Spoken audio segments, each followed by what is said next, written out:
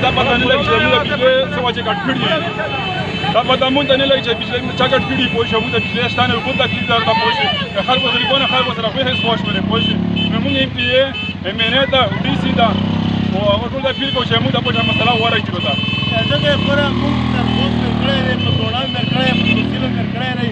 تر هر حده پورې مې رسېدلي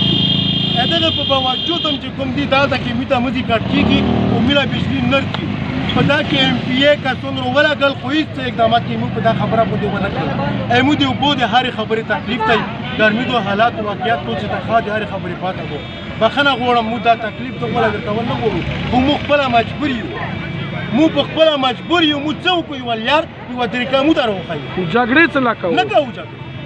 جګړې نه کوو هېڅکله به جګړې چا سره ونه کړو موږ خوست کوو هر چا ته سوال کوو مینه دار چاته کوو چې سوال دې ته کوو موږ مسله واره شي پوه شئ موږ خپل حق مسله واره شي که ایم پی ای واره کوي که ایم ان ای واره که ډي سي واره پوه شئ مسله موږ واره شي موږ خپل